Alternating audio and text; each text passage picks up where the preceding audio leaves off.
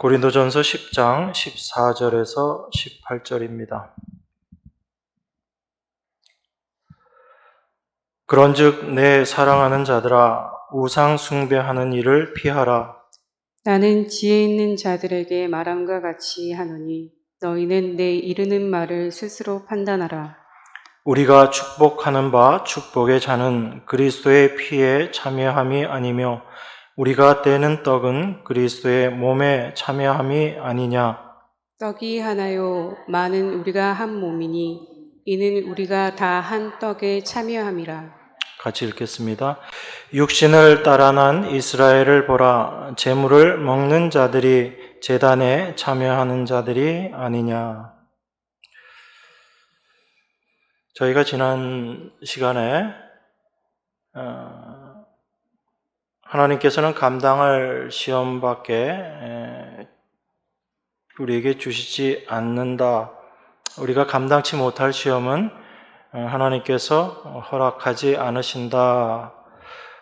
또한 우리가 시험 당할 즈음에 하나님께서 우리에게 피할 길도 내신다라고 하는 그 말씀을 생각했습니다. 이 말씀들을 우리가 생각할 때 하나님은 우리에게 감당할 시험만 주신다. 감당치 못할 시험 주시지 아니하신다. 또한 우리가 시험 당할 때 하나님께서 피할 길도 주신다라는 이 말씀을 그냥 우리가 하나님의 은혜다라고만 이렇게 이해를 하게 되면 하나님께서 굳이 이렇게 시험을 주실 이유가 없다라는 것을 잠시 생각했었습니다. 우리가 감당할 시험 주시고 또 시험 당할 때 피할 길도 주신다라고 하면 과연 하나님께서 우리에게 시험을 주시는 그 목적이 무엇인가? 우리에게 임하는 모든 시험이 하나님의 허락하신 가운데 또한 되어지는 것임을 우리가 생각하면 그 말씀의 의미를 조금 더 우리가 깊이 생각해 볼 필요가 있다라는 것을 저희가 살펴보았습니다. 우리는 일반적으로 피할 길을 주신다라고 생각하면 우리가 당한 그 시험, 그 고난을 이제 해결하게 되는 그런 상황, 그것을 피할 길이다라고 그렇게 생각합니다. 그래서 우리가 시험 당하게 될 때 하나님께서 피할 길을 주심으로 그 시험 환경에서 우리가 이제 벗어나게 되는 만약에 어떤 어려움이 닥쳤다면 그 어려움에서 우리가 벗어나게 되는 것, 그런 의미로 피할 길을 많이들 생각합니다. 그러다 보니까 분명히 시험 가운데 있다라고 생각하는데 내가 아직도 그 시험에서 벗어나지 못하고 여전히 시험 가운데에서 어려움을 당하고 있다라고 생각하며 하나님께서 왜 지금 피할 길을 주시지 않으시는가 이렇게 생각할 수가 있습니다. 그런데 사도가 이야기하는 그 피할 길이라 이 말씀의 의미는 그 어려운 상황, 그 고난에서 벗어나게 되는 것, 그 상황에서 벗어나게 되는 것, 이것이 피할 길이 아니다라는 의미입니다. 그걸 우리가 잘 이해해야지 됩니다. 피할 길은 바로 예수 그리스도 십자가를 이야기합니다. 우리가 어떤 고난 가운데 처한다 할지라도 여러분들이 십자가 앞에 서게 되면 우리의 지금 당한 고난과 환난, 그 어떤 어려움도 십자가 앞에서는 아무 의미가 없다라는 것을 우리가 깨닫게 됩니다. 우리에게 생명보다 더 귀중한 것이 없다라는 것을 알게 되고 그 영원한 생명을 주신 예수 그리스도의 십자가 앞에서 지금 우리가 당하고 있는 어떤 고난이나 환난, 어떠한 시험이다 할지라도 그것이 우리의 그 영원한 생명을 빼앗아갈 수 없는 것이다라는 것을 우리가 깨닫게 될 때 그 시험은 우리에게 이제 시험으로 다가오지 못하는 것입니다. 그런 의미에서 우리가 감당치 못할 시험은 없다라는 의미인 거예요. 우리가 믿음을 가지고 그 시험에 당당히 맞서 싸워서 그 시험을 이겨낼 수 있다라는 의미에서의 우리가 감당할 수 있는 시험이 아니라 그 십자가 앞에서 그 시험의 문제, 우리 자신의 모습을 올바로 깨닫게 될 때 어떠한 시험이다 할지라도 그것이 십자가 앞에서는 다 해결된 것이다라는 것을 우리가 깨닫게 된다는 의미에서 감당할 시험이다라고 말씀을 드렸습니다. 그래서 하나님께서 신명기에서 이스라엘 백성들을 40년 그 광야 길을 행하게 하시면서 하신 말씀이 그거지요. 내가 너희들로 40년 광야 길을 그렇게 다니게 한 것은 너희들을 낮추고 시험하기 위한 것이다 라고 그렇게 말씀하십니다. 이스라엘의 광야 40년이 하나님의 시험이다 라는 이야기죠. 그런데 그 시험이 바로 우리를 낮추시는 시험이다 라는 이야기입니다. 그리고 또한 우리가 하나님의 명령을 지키는가 지키지 않는가를 확인하는 그런 시험이었다는 얘기죠. 여러분, 이스라엘이 그 광야 40년 동안의 그 길을 통해서 하나님께서 말씀하신 이 이야기, 하나님의 명령을 지키는지 안 지키는지 어떤 모습으로 드러났습니까? 하나님 말씀을 지킬 수 없는 자들로 드러난 거예요. 그래서 내 자신이 어떠한 존재인지를 알게 될 때 자기 자신이 낮아질 수밖에 없습니다.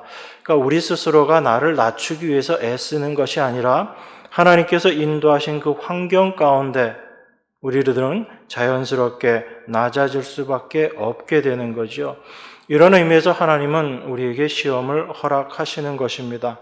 그 시험을 통해서 우리에게 피할 길은 예수 그리스도밖에 없음을 알게 되고 그 그리스도의 십자가 앞에서 우리 자신이 어떠한 존재인지를 깨닫게 될 때 얼마나 우리가 무능한 존재이고 얼마나 우리가 죄악된 존재인가를 깨닫게 될 때 우리 자신들이 낮아질 수밖에 없게 되는 거죠. 그 낮아짐이 바로 시험을 감당하게 되는 모습인 것입니다. 그러니까 우리가 믿음을 가지고 우리에게 닥친 시험을 다 이겨내자라는 그런 의미에서의 바울의 이야기가 아니라 바로 참된 시험 앞에서 우리가 어떤 모습으로 되어져야지 되는 것인가를 이야기하고 있는 것입니다. 그 바울이 이야기하는 그 말씀의 의미를 우리가 올바로 이해하지 못하면 고린도서를 통해서 바울이 이야기하고자 하는 바를 우리가 많이 오해하게 됩니다. 이 고린도서뿐만 아니라 바울이 이야기하는 여러 서신서를 통해서 우리에게 무엇을 하라 하지 말라 이야기들을 이해하는 데 있어서도 우리가 많은 오해들을 하게 되는 것입니다. 그래서 우리의 힘으로 그 시험을 이겨내는 것이 아니라 우리의 피할 곳 바로 예수 그리스도 안에서 우리가 그 시험을 어떻게 감당하게 되는가, 그 그리스도 안에서의 우리들의 모습을 사도는 이야기하고 있는 것입니다. 그 연장선상에서 우리가 오늘 본문 말씀도 이해를 하셔야지 됩니다. 오늘 본문은 우리에게 우상 숭배하는 일을 피하라라고 그렇게 이야기합니다. 지금 특별히 바울은 그 우상 제물 먹는 문제에 대해서 여러 장에서 계속 이야기하고 10장에 대해서도 또 그런 이야기들을 합니다. 그러면서 우상 숭배하는 일을 피하라라고 이야기하고요. 그리고 조금 더 아래쪽에 여러분들이 보시면 제물을 먹는 제사하는 제물을 먹는 그 내용에 대해서 20절에 이렇게 이야기합니다. 대저 이방인의 제사하는 것은 귀신에게 하는 것이요 하나님께 제사하는 것이 아니니 나는 너희가 귀신과 교제하는 자 되기를 원치 아니하는다 이렇게 말하거든요. 그러니까 우상 제물 먹는 것을 귀신에게 제사하는 것, 그 이방인의 제사의 모습이다라고 이렇게 표현을 하고 있으니까 우상 숭배하는 것을 피하라라는 그 의미를 그 우상 제물을 먹지 말라 이런 의미로 우리가 또 이해하기 쉽다라는 것입니다. 근데 사도가 과연 그것을 위해서 이 말을 하고 있는가? 좀 그런 면에 있어서는 우리가 좀 고민해 봐야지 됩니다. 왜 그러냐면 사도는 그 앞에서도 그 우상 제물을 먹느냐 먹지 않느냐 이것 자체가 중요한 것이 아니다라고 이미 이야기하고 있거든요. 그런데 뒤에 와가지고 우상 제물 먹는 거 이거 안 좋으니까 그리고 그것 자체가 우상 숭배하는 것이니까 그거 피해라 이렇게 이야기한다라는 것이 왠지 앞에 부분하고 좀 안 맞는다라는 것을 우리가 생각할 수 있습니다. 그런 의미에서 사도가 우상 숭배를 피해라 라고 이야기하는 그 의미 속에서 사도는 우리가 생각하고 있는 것과는 좀 다른 의미에서 우상 숭배를 이야기하고 있는 것이 아닌가라는 그런 관점에서 우리가 이 말씀을 다시 볼 수 있습니다. 일반적으로 교회가 이해하고 있는 우상 숭배다라는 것은 하나님 외에 다른 신을 섬기는 거죠. 그 다른 신의 모양, 모습, 그 양태는 여러 가지로 나타날 수 있습니다. 우리가 잘 알고 있는 출애굽기 20장 4절에 보면 이렇게 이야기합니다. 너를 위하여 새긴 우상을 만들지 말고 또 위로 하늘에 있는 것이나 아래로 땅에 있는 것이나 땅 아래 물속에 있는 것에 아무 형상이든지 만들지 말라 그렇게 이야기하죠.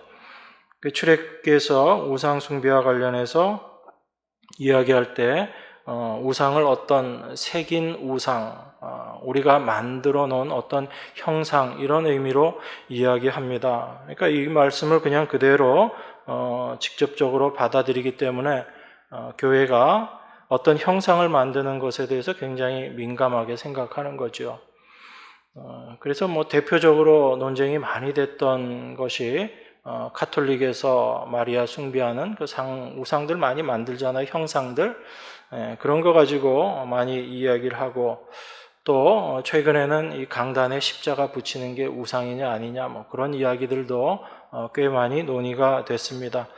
여러분들의 입장에서 제일 우상이다라고 다가오는 내용이 어떤 거죠? 우리 성도님들 입장에서는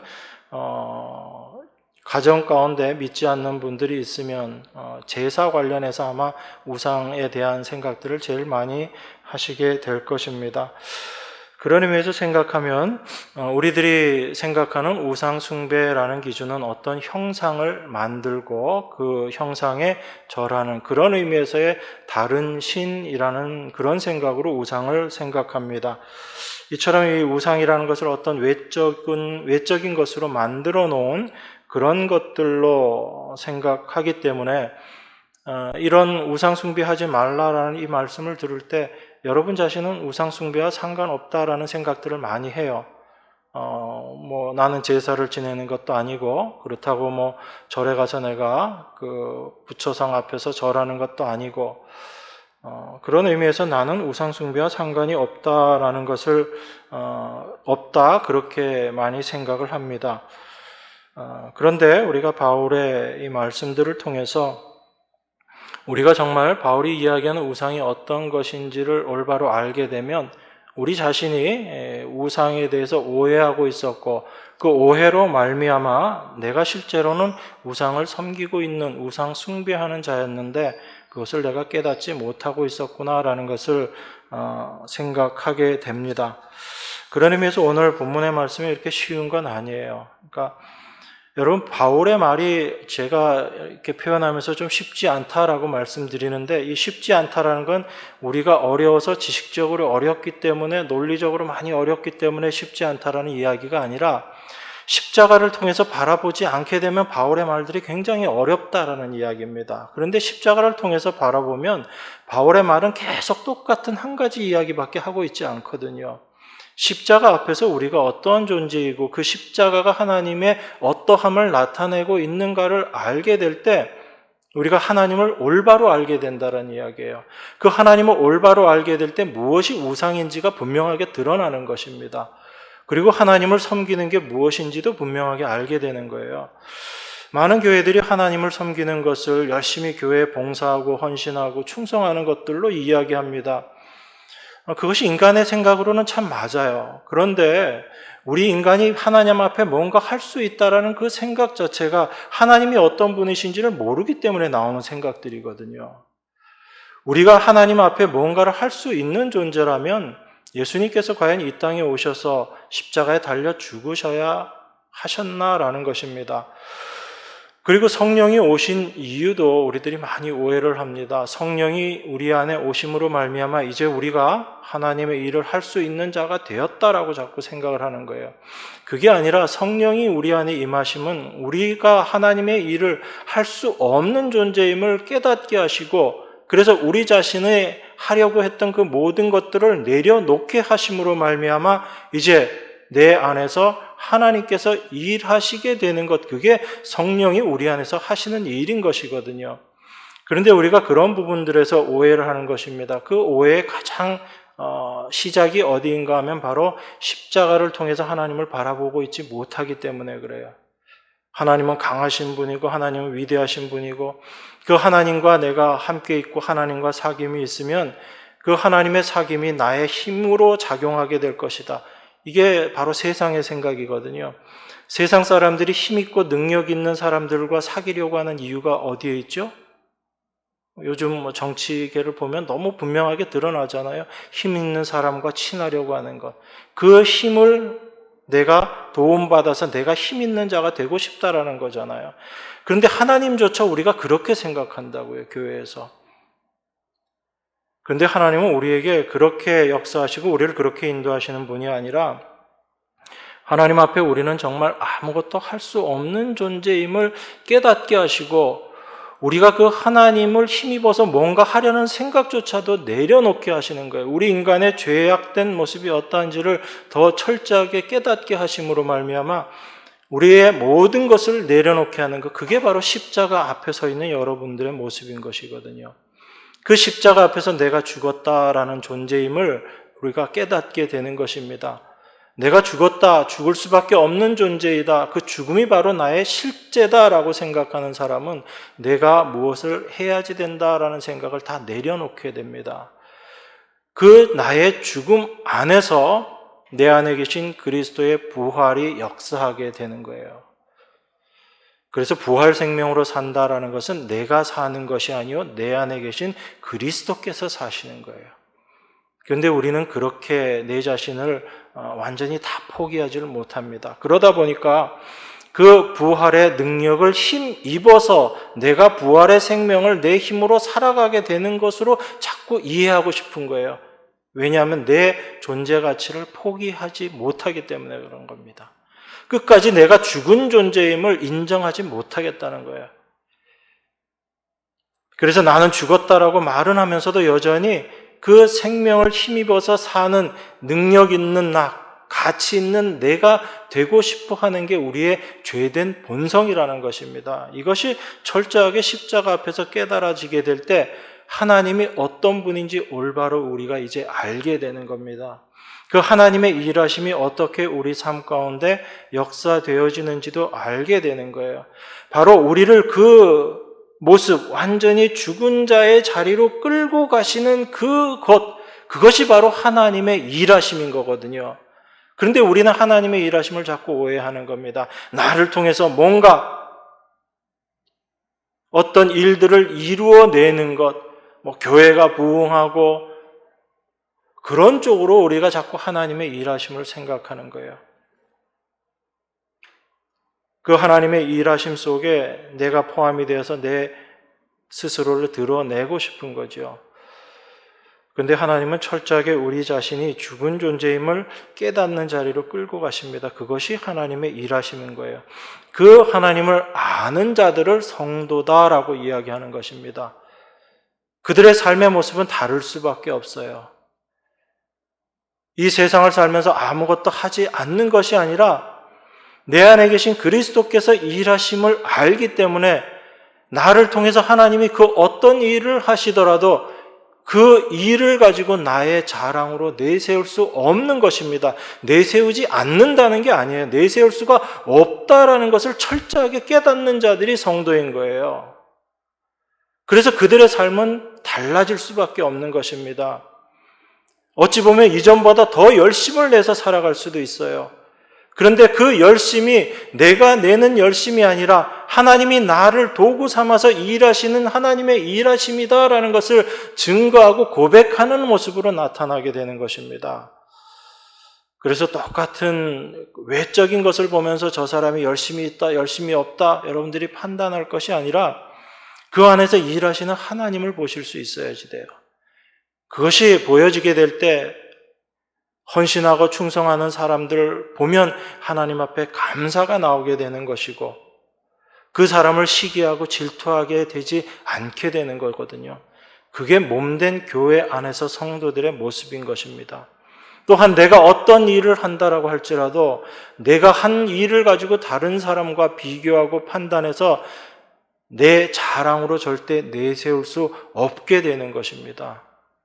이게 참된 십자가 앞에 있는 성도의 모습인 거거든요. 그런 관점에서 지금 바울은 우상 숭배에 대해서 이야기하고 있습니다. 그래서 우리가 그걸 좀 잘 이해해야지 되는 거예요. 여러분, 바울이 지금 우상 숭배하는 일을 피하라라고 이야기하면서 16절, 17절에서 이렇게 이야기합니다. 우리 같이 한번 읽을까요? 16절, 17절.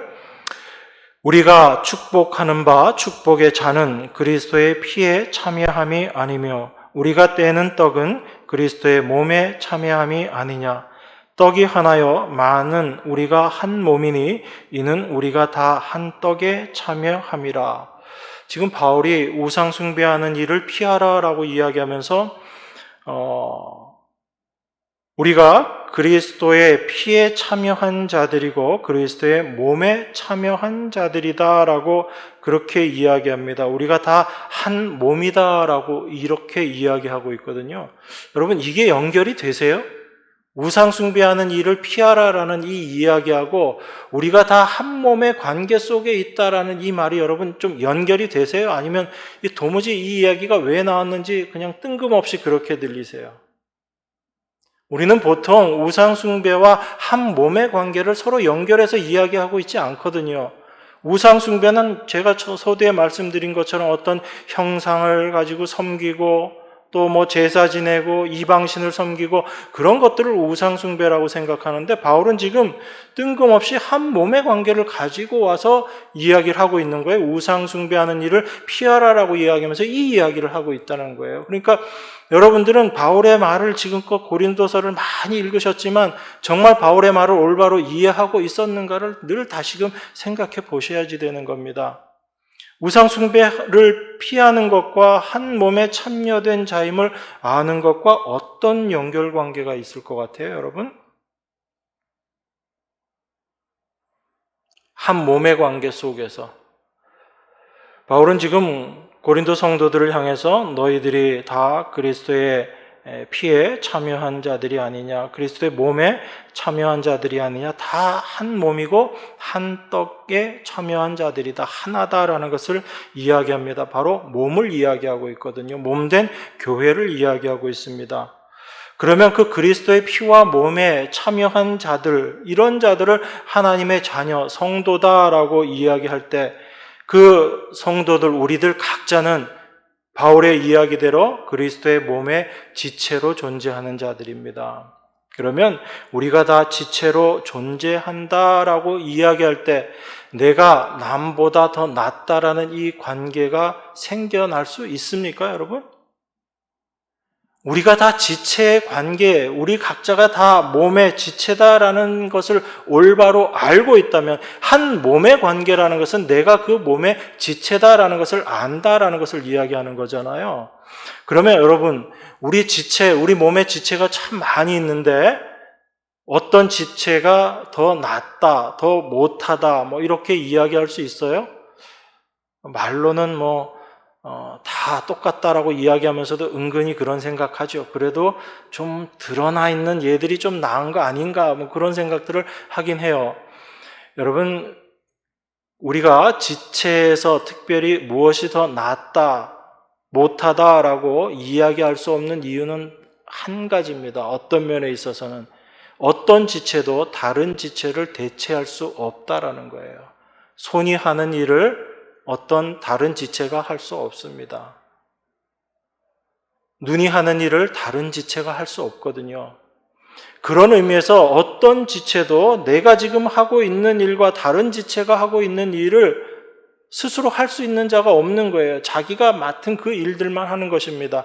그런 의미에서 이것은 서로 대체할 수 없는 거거든요. 그래서 각자가 다 귀중한 거예요. 다 중요한 것입니다. 그런 의미에서 누가 더 낫다, 낫지 않다라는 것을 이야기할 수 없다라는 것이 지체된 관계의 모습이거든요.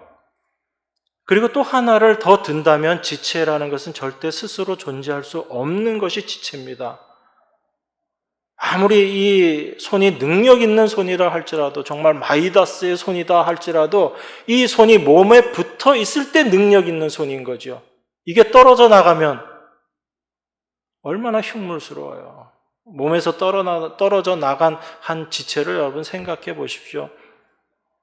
우리가 인간적으로 보기에도 참 보기 좋지 못한 모습이고 그 자체가 존재할 수 없는 거잖아요. 이게 몸된 지체의 모습이거든요. 바울은 지금 우상 숭배를 이야기하면서 이 이야기를 하고 있는 거예요. 우리가 다 한 몸에 소속되어 있는 지체다라는 이야기입니다. 그러니까 우리들은 그 몸의 지체로 존재할 때 어떤 자가 되는 거냐면 살아있는 자가 되는 거예요. 그 몸에서 떨어져 나가면 이미 죽어있는 자들, 죽은 자들인 겁니다. 그러니까 한 몸된 교회로서 살아가는 하나님의 백성들은 나의 어떠함과 상관없이 살아있는 자인 거예요. 그런데 이 몸에 속하지 못한 자들은 그가 어떤 일을 하고 있다 할지라도 죽은 자인 것입니다. 이게 성경이 바라보고 있는 살았다의 의미인 거예요. 여러분들이 뭐 대단한 일을 해서 살았고 뭔 일을 하지 못하기 때문에 죽은 자인 것이 아니라 그 몸에 붙어 있다라는 것 그 자체, 몸의 지체임인 그 자체가 바로 우리가 살아있다라는 것입니다. 이것이 거룩한 존재로 존재하게 되는 하나님의 몸의 은혜의 모습인 거예요. 그런데 여기서 떨어져 나가면 이미 죽은 존재인 것입니다. 그래서 피와 몸에 참여한 자들로 그리스도의 몸에 한 몸에 지체된 자들이 바로 이미 거룩한 생명 가운데 존재하는 자들이고 영원한 부활 생명 가운데 참여되어 있는 자들이다라는 그런 의미가 되는 것입니다. 이게 바로 그리스도의 피와 몸으로 말미암아 우리가 얻게 되는 참된 은혜의 모습인 거예요. 이 은혜 가운데 우리가 몸의 관계로 존재하고 있다. 이 교회 안에 존재하고 있다라는 것, 이것이 바로 바울이 지금 우리에게 이야기하고 싶은 것입니다. 그러한 존재들이 우리들인데 어떤 사람들은 우상에 대한 지식을 가지고 있어요. 어떤 사람은 우상에 대한 지식을 잘 못 가지고 있습니다. 올바로 알지 못하는 사람들도 있어요. 또 어떤 사람은 그 우상에 대한 지식이 없어서 우상 제물을 아주 꺼리는 사람이 있고 어떤 사람은 그 지식이 있어서 우상 제물 먹는 거에 대해서 아무 꺼리낌 없이 편안하게 그 우상 아무것도 아닌 것 알기 때문에 또 먹을 수 있는 사람이 있습니다. 그런데 그 지식이 있고 없고 우상 제물을 먹을 수 있고 없고가 과연 이 사람이 다른 사람보다 더 낫다라는 평가의 기준이 될 수 있냐라는 거예요. 바울은 지금 그 얘기하고 싶은 거거든요. 우리는 교회 안에서 늘 그렇게 생각합니다. 이런 사람은 신앙이 좋은 사람이고 이런 사람은 신앙이 좋지 못한 사람이고 그런 식으로 우리는 자꾸 사람들을 판단하고 비교하고 뭔가 자꾸 이렇게 구별하려고 합니다. 그런데 바울은 우리는 다 그리스도의 피와 몸에 참여한 자들이다라는 것을 먼저 우리에게 이야기해요. 그러면 우리에게서 발견되어져야지 되는 것은 우리는 그리스도의 피와 몸, 예수 그리스도의 십자가가 아니면 절대 살 수 없는 죽은 자들이었는데 그 예수 그리스도의 십자가의 피로 말미암아 우리가 다 산 자가 되었다라는 이것만이 늘 분명하게 나타나야지 되는 거예요. 내가 무엇을 하기 때문에 나는 내 자신이 자랑스럽고 저 사람은 저렇기 때문에 괜찮은 사람이고 저 사람은 저렇기 때문에 못한 사람이고 나는 이런 은사를 받았기 때문에 나는 하나님 앞에 많은 축복을 받은 사람이고 나는 그래서 다른 사람보다 더 좋은 은사를 받았기 때문에 나는 더 신앙적으로 뛰어난 사람이다. 이런 생각하는 것 자체가 내가 어떠한 존재인지를 알지 못하는 모습이다라는 거죠. 바울은 그런 의미에서 자기 자신을 타인보다 더 낫다라고 생각하고 내가 더 가치 있는 존재다라고 생각하는 그 생각, 자기 자신이 더 높은 위치에 있다, 높임을 받고자 하는 그 마음, 그것을 지금 바울은 이 한 몸의 관계를 통해서 우리에게 무엇을 이야기하는 것이냐면 바로 그러한 생각들이 우상 숭배다라고 이야기하고 있는 거예요. 그러니까 우리가 기존에 생각했던 우상 숭배의 모습을 바울은 결국은 어떤 모습으로 끌고 가는 거예요? 자기 자신의 유익을 위해서 지금 살아가고 있는 그 삶의 모습, 그것이 바로 우상 숭배하고 있는 모습이고, 자기 자신의 가치를 드러내고 나타내려고 하는 그 모습이 바로 우상 숭배하고 있는 모습이다라고 이야기하고 있는 것입니다. 그래서 지금 한 몸의 관계를 가지고 온 거예요, 바울이. 그 이야기를 하고 있는 것입니다. 단순히 어떤 우상이라는 것을, 어떤 형상을 만들어서 섬기는 것, 그런 의미가 아니라 내 자신을 남들보다 더 뛰어난 자로 인정하고 그러한 위치로 만들고자 하는 그 삶의 모습, 그것이 바로 우상 숭배하고 있는 모습이다라는 것을 바울이 이야기합니다. 그래서 바울이 다른 성경에서도 이와 유사한 이야기를 또 하고 있어요. 여러분 골로새서 한번 보겠습니다. 골로새서 3장 5절 보겠습니다.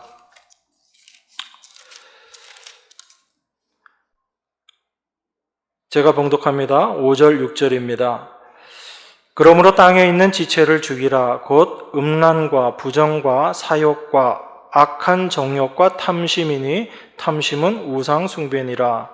이것들을 인하여 하나님의 진노가 임하느니라.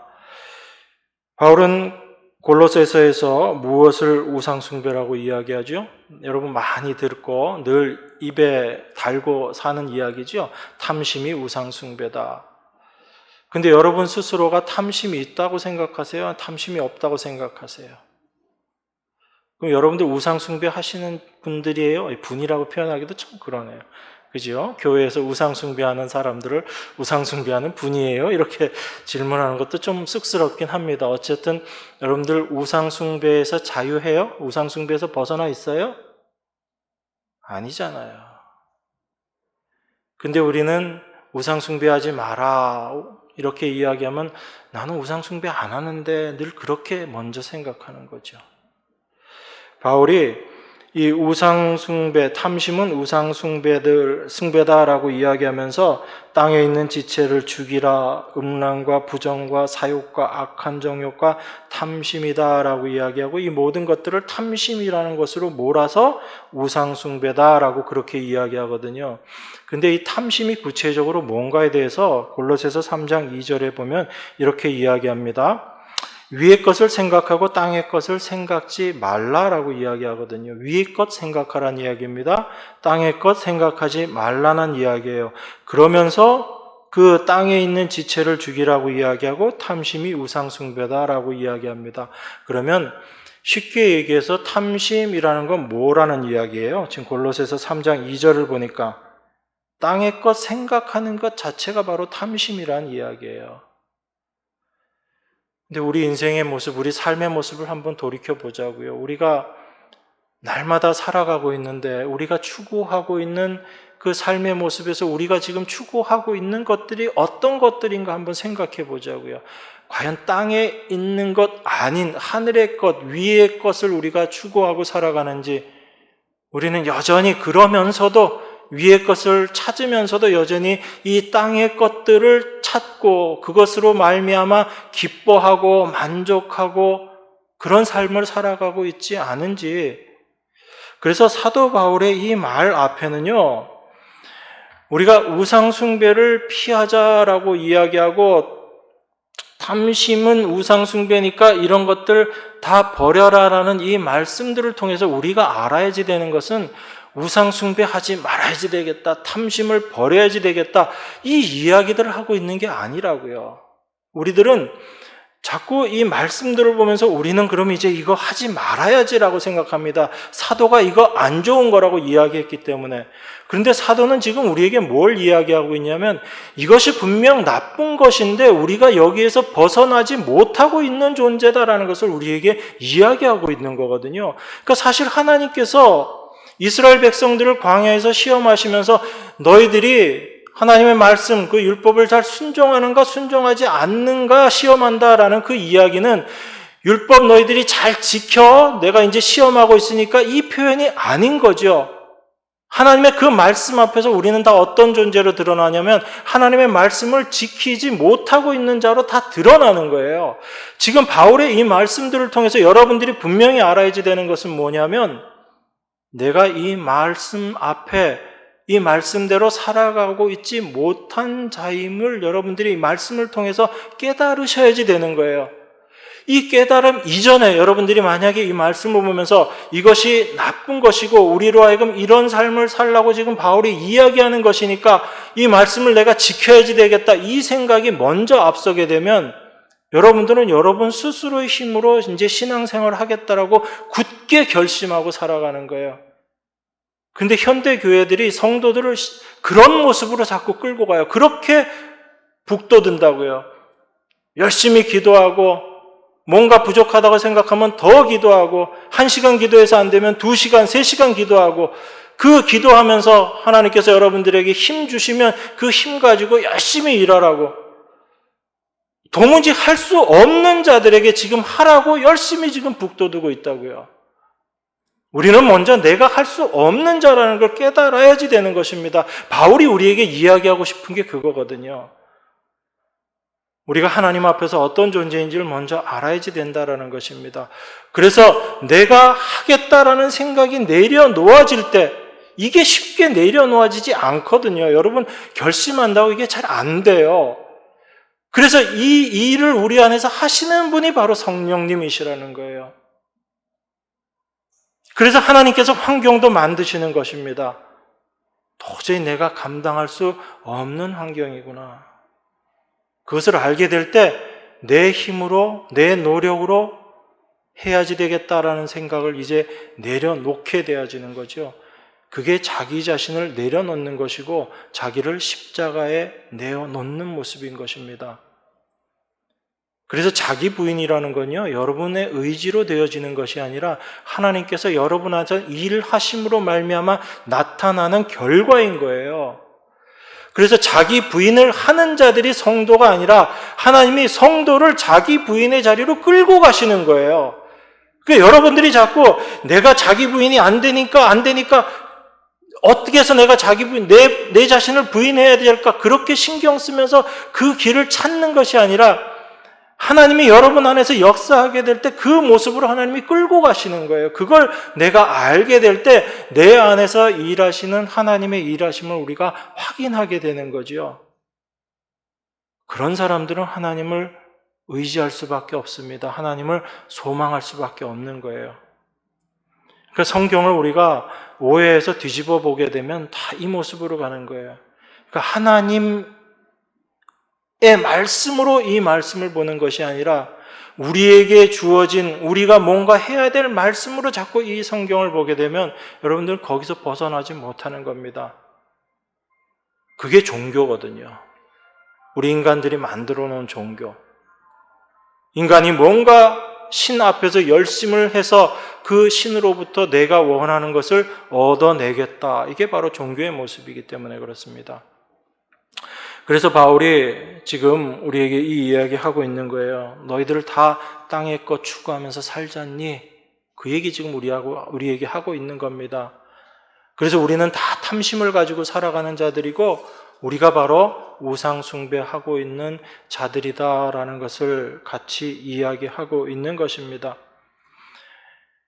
그래서 이 탐심이라는 것이 바로 우리가 우상 숭배하고 있는 모습이다라는 것을 이야기하고 이 탐심을 통해서 우리는 여전히 한 몸의 관계를 올바로 깨닫지 못하고 몸의 지체인 관계를 올바로 깨닫지 못하고 자기 자신을 드러내려고 하는 그 자기의 유익을 추구하면서 살아가는 그 모습이 동일하게 연결되는 것이다라는 것을 알 수 있는 거예요.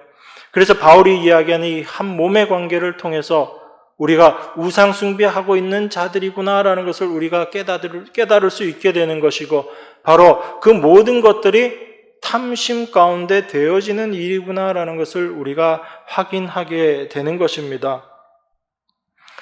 그래서 성도들은요, 이 세상에서 무엇을 하고 하지 않고를 통해서 세상을 바라보는 것이 아니라 이 세상을 통해서 하나님께서 우리를 어떤 모습으로 끌고 가시냐면 우리 안에 감추어져 있는 죄의 모습을 드러내는 그 일로 하나님께서 우리를 인도하시는 거예요.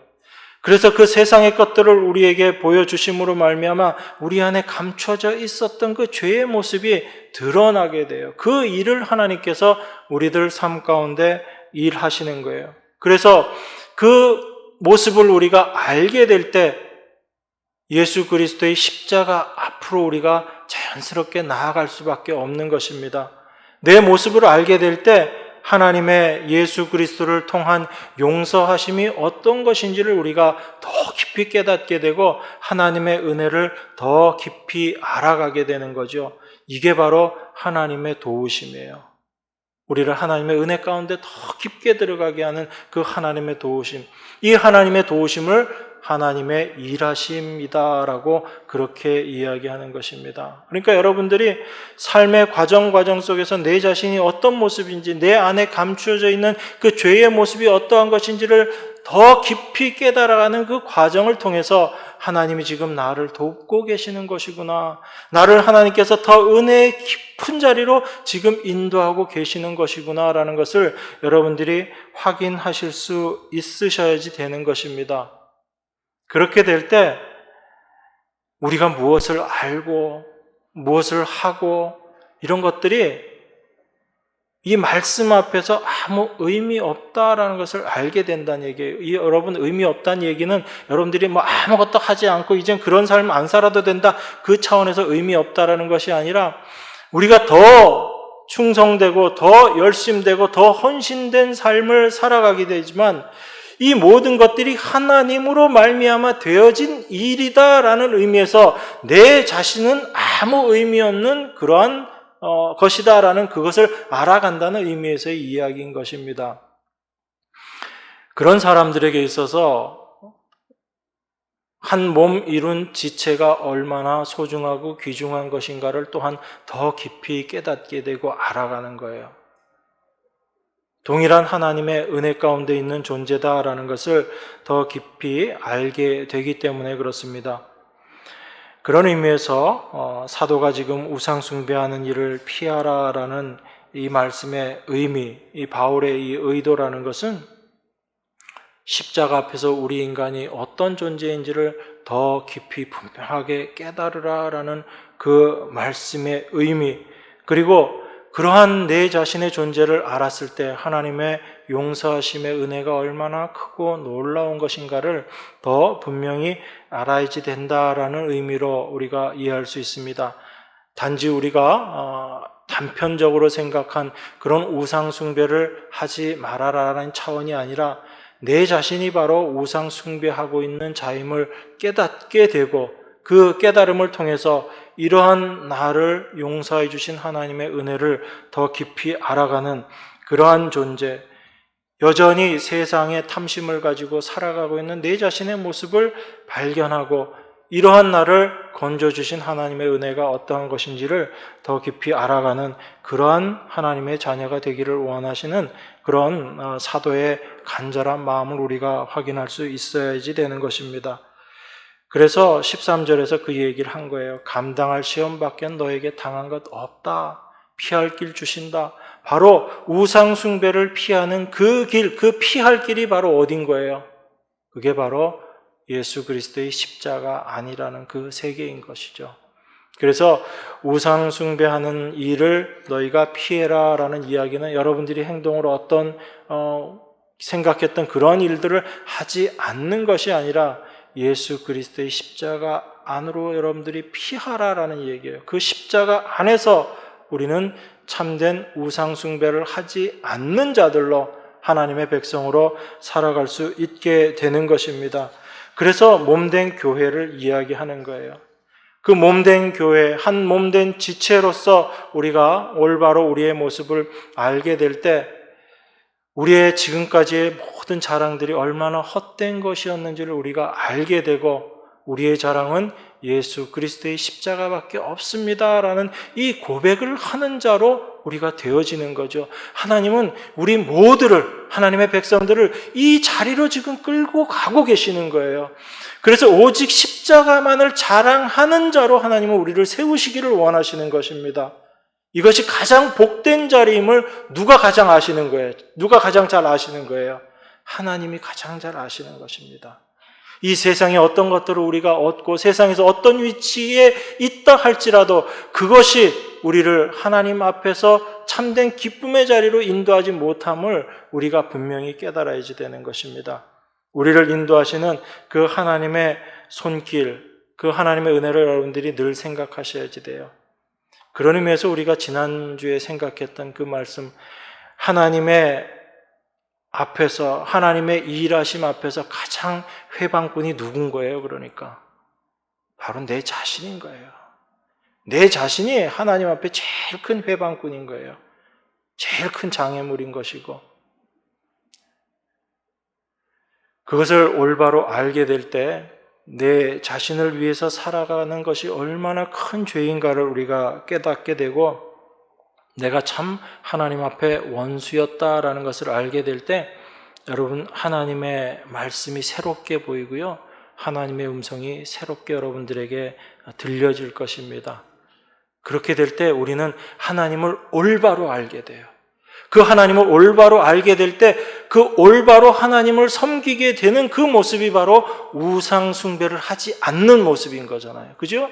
여러분, 우상 숭배라는 건 결론적으로 하나님이 아닌 다른 신을 섬기고 있는 모습인 거잖아요. 그러면 우리가 올바로 하나님을 섬긴다면 우리는 하나님을 우상 숭배를 하지 않는 자들이 되는 거죠. 하나님은 우리를 그 자리로 끌고 가시겠다는 얘기예요. 그래서 참된 하나님의 백성으로부터 올바른 하나님을 섬기는 그 섬김을 받으시는 그 하나님이 되시겠다라는 그 마음으로 여러분과 저를 하나님께서 인도하고 계신 것입니다. 이 하나님의 인도하심 앞에 여러분들이 늘 감사하며 또한 그 하나님의 인도하심만을 더 간절히 추구하는, 하나님의 인도하심을 더 간절히 추구한다는 건 어떤 의미예요? 내 자신의 모습이 더 깊이 깨달아지고 내 자신에 대해서 더 온전히 내려놓아지는 그 모습으로 인도함 받기를 원하는, 이것이 참된 성도의 소망이 되어야 될 줄 믿습니다. 이 은혜가 여러분의 날마다의 삶 가운데 있기를 기도합니다. 우리 기도하겠습니다. 하나님 아버지, 감사합니다. 우리가 날마다의 삶 가운데 어떠한 우상을 섬기고 살아가고 있었는지 말씀을 통해서 잠시 생각했습니다. 하나님 말씀 앞에 참된 회방꾼이 바로 우리 자신이었음을 다시 한번 생각하게 됩니다. 그러한 우리 자신들을 하나님께서 무너뜨리시고 하나님의 온전한 자로 세우시기 위해서 지금도 일하시는 그 하나님의 일하심을 이 시간도 고백하며 그것만을 소망합니다. 그것이 참된 위의 것을 소망하는 성도의 모습인 줄 믿습니다. 그 하나님의 일하심으로 말미암아 저희가 온전한 하나님의 백성으로서 이 세상 가운데 살아가게 될 줄 믿습니다. 오직 그것이 우리 안에 진정한 소망으로 날마다 살아갈 수 있도록 하나님 은혜로 함께하여 주시옵소서. 귀하신 예수 그리스도 이름으로 기도드리옵나이다. 아멘.